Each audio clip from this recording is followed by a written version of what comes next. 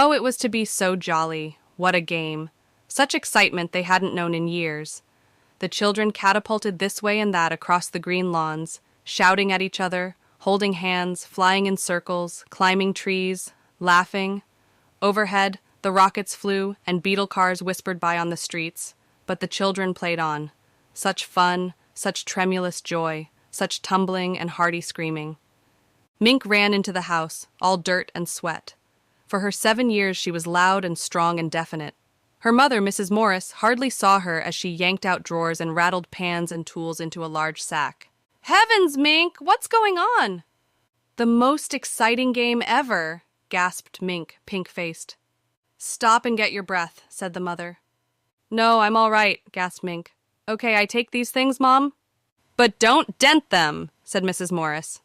Thank you," cried Mink, and boom! She was gone, like a rocket. Mrs. Morris surveyed the fleeing tot. "What's the name of the game?" "Invasion," said Mink. The door slammed. In every yard on the street, children brought out knives and forks and pokers and old stovepipes and can openers.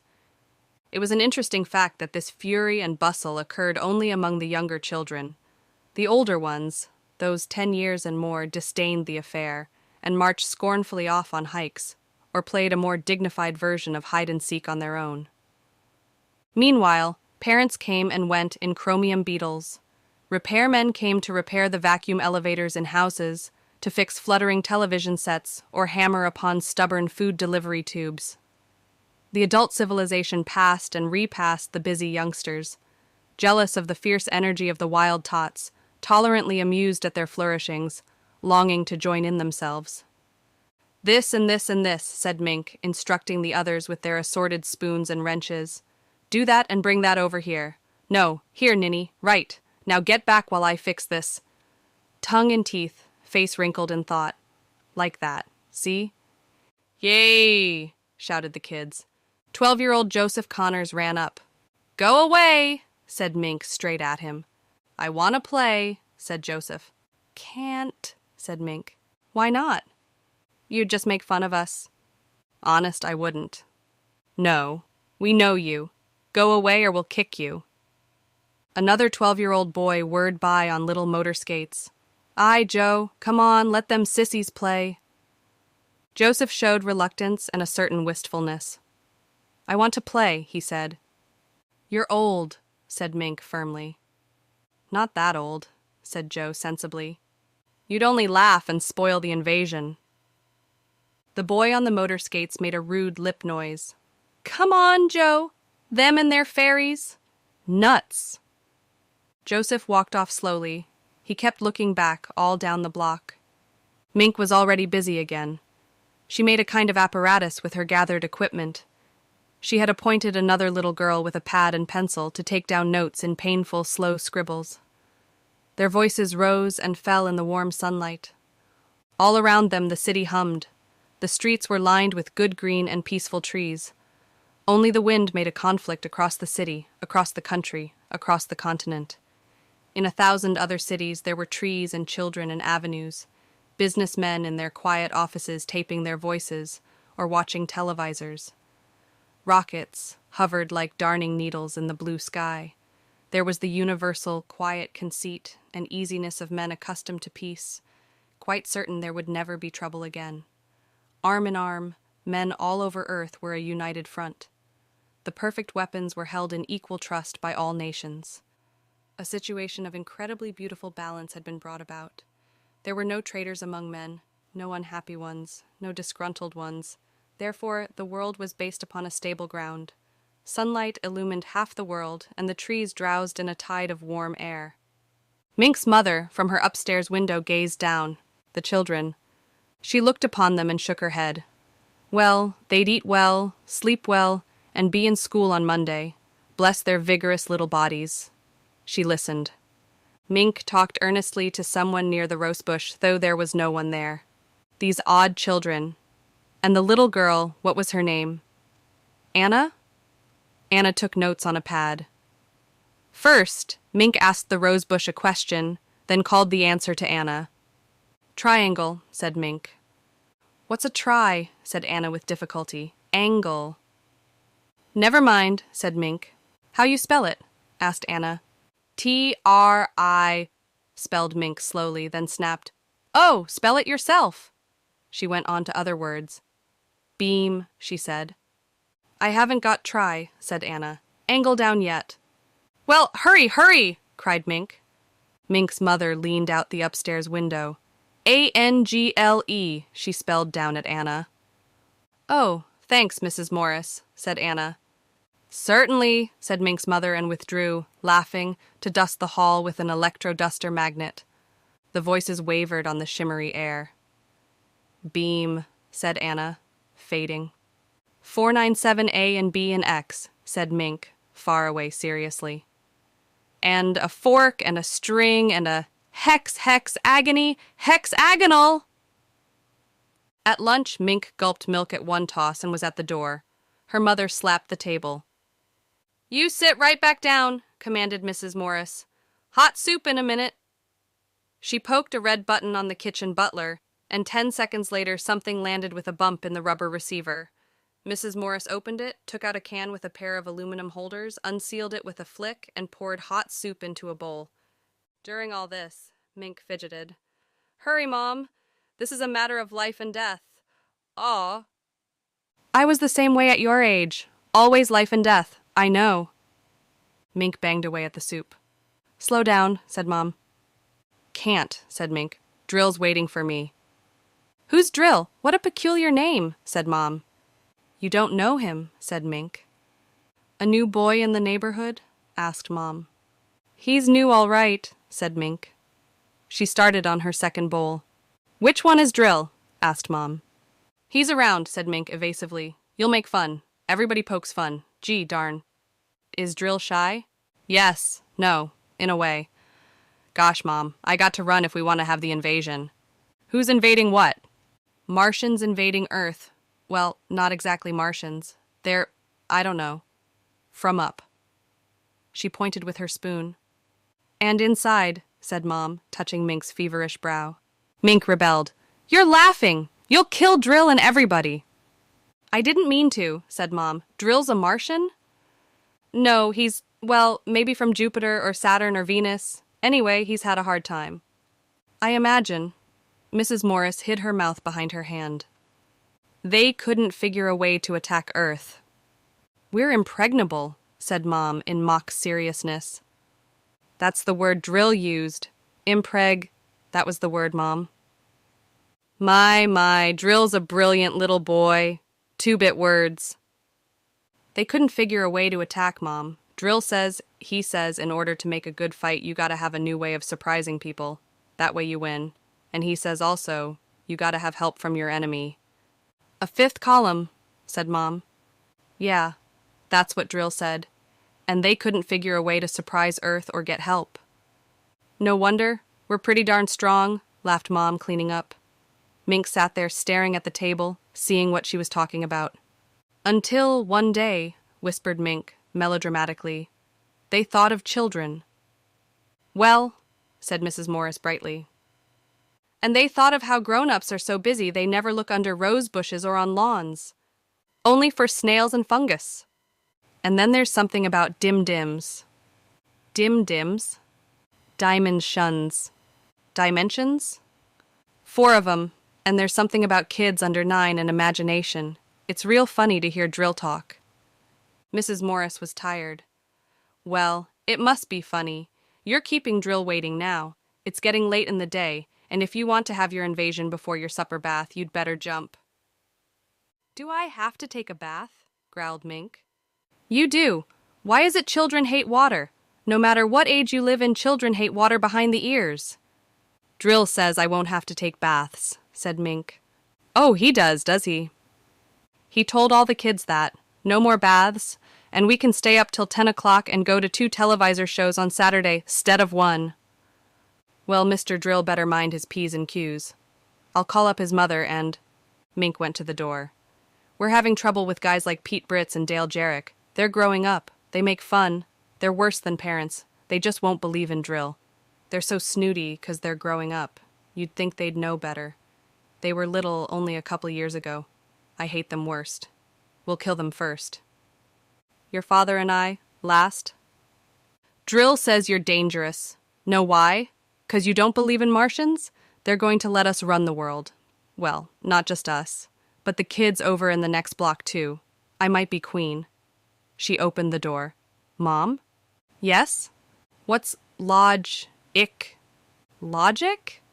Why, dear, logic is knowing what things are true and not true.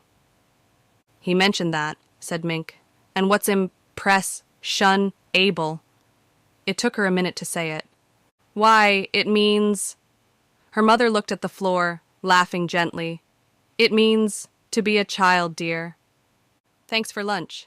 Mink ran out, then stuck her head back in. Mom, I'll be sure you won't be hurt. Much, really. Well, thanks, said Mom. Slam went the door. At 4 o'clock, the audio visor buzzed. Mrs. Morris flipped the tab. Hello, Helen, she said in welcome. Hello, Mary. How are things in New York? Fine. How are things in Scranton? You look tired. So do you, the children. Underfoot, said Helen. Mrs. Morris sighed. My Mink too, the super invasion. Helen laughed. Are your kids playing that game too? Lord, yes. Tomorrow it'll be geometrical jacks and motorized hopscotch. Were we this bad when we were kids in 48? Worse. Japs and Nazis. Don't know how my parents put up with me. Tomboy. Parents learn to shut their ears. A silence. What's wrong, Mary? Asked Helen. Mrs. Morris's eyes were half closed. Her tongue slid slowly, thoughtfully over her lower lip. She jerked. Oh, nothing. Just thought about that. Shutting ears and such. Never mind. Where were we? My boy Tim's got a crush on some guy named Drill, I think it was. Must be a new password. Mink likes him too. Didn't know it got as far as New York. Word of mouth, I imagine. Looks like a scrap drive. I talked to Josephine and she said her kids, that's in Boston, are wild on this new game. It's sweeping the country. At this moment, Mink trotted into the kitchen to gulp a glass of water. Mrs. Morris turned. How are things going? Almost finished, said Mink. Swell, said Mrs. Morris. What's that? A yo-yo, said Mink. Watch. She flung the yo-yo down its string. Reaching the end, it vanished. See? Said Mink. Ope! Dibbling her finger, she made the yo-yo reappear and zip up the string. Do that again, said her mother. Can't. 0 hours 5 o'clock. Bye. Mink exited, zipping her yo-yo. On the audio visor, Helen laughed. Tim brought one of those yo-yos in this morning, but when I got curious, he said he wouldn't show it to me, and when I tried to work it, finally, it wouldn't work. You're not impressionable, said Mrs. Morris. What? Never mind. Something I thought of. Can I help you, Helen? I wanted to get that black and white cake recipe. The hour drowsed by. The day waned. The sun lowered in the peaceful blue sky. Shadows lengthened on the green lawns. The laughter and excitement continued. One little girl ran away, crying. Mrs. Morris came out the front door. Mink, was that Peggy Ann crying? Mink was bent over in the yard, near the rose bush. Yeah, she's a scare baby. We won't let her play now. She's getting too old to play. I guess she grew up all of a sudden. Is that why she cried? Nonsense. Give me a civil answer, young lady, or inside you come.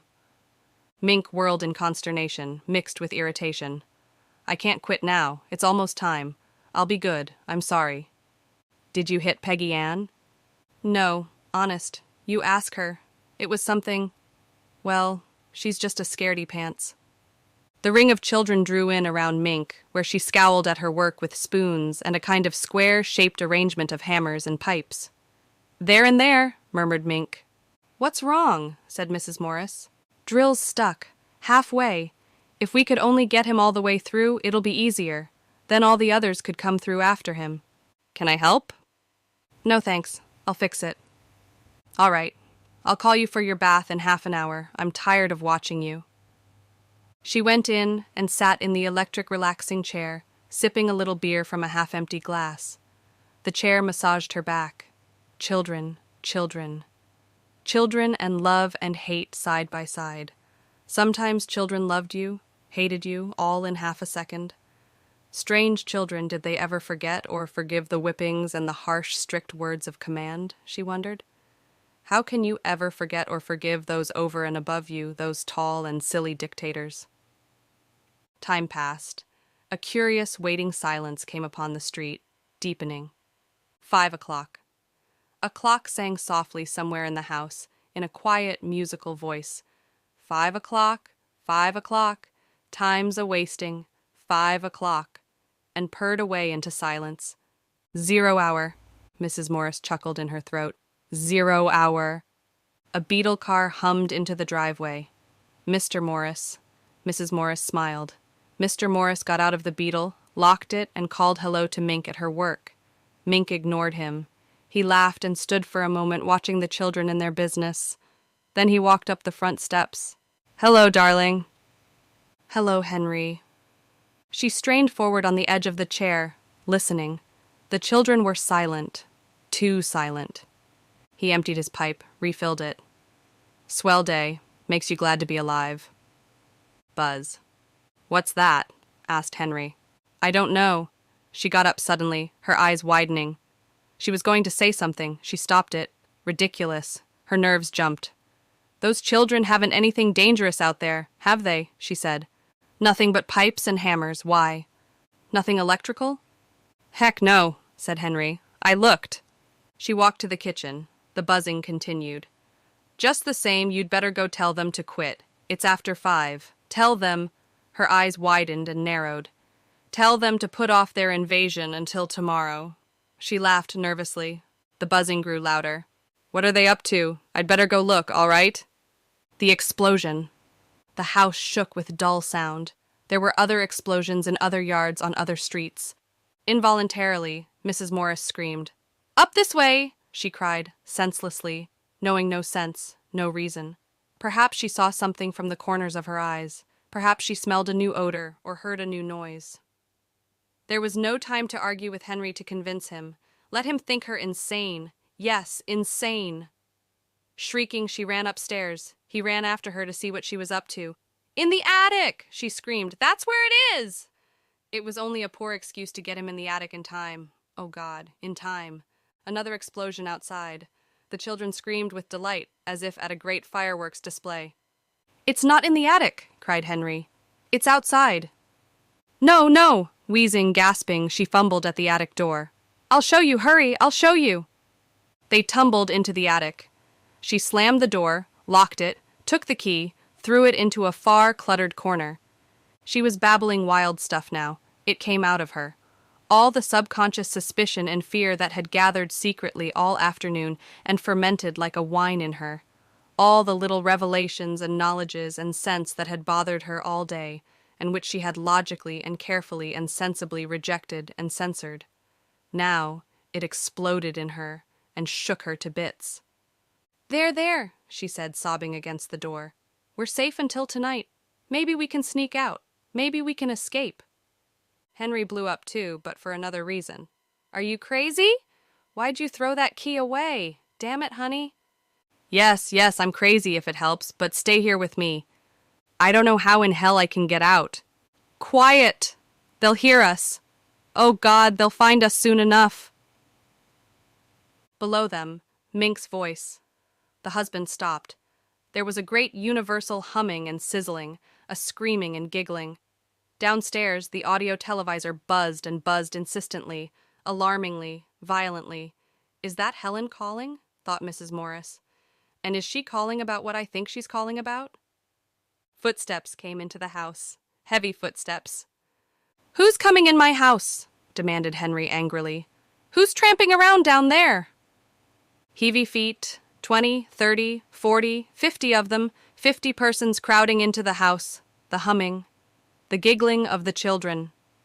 "This way!" cried Mink, below. "Who's downstairs?" roared Henry. "Who's there?"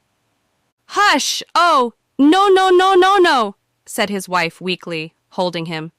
"Please be quiet. They might go away." "Mom," called Mink. "Dad?" A pause. "Where are you?" Heavy footsteps, heavy, very heavy footsteps came up the stairs, Mink leading them. "Mom, A hesitation. Dad? A waiting, a silence, humming, footsteps toward the attic, Mink's first. They trembled together in silence in the attic, Mr. and Mrs. Morris. For some reason, the electric humming, the queer cold light suddenly visible under the door crack, the strange odor and the alien sound of eagerness in Mink's voice finally got through to Henry Morris, too. He stood, shivering in the dark silence, his wife beside him. Mom, Dad. Footsteps. A little humming sound. The attic lock melted. The door opened. Mink peered inside, tall blue shadows behind her. Peekaboo, said Mink.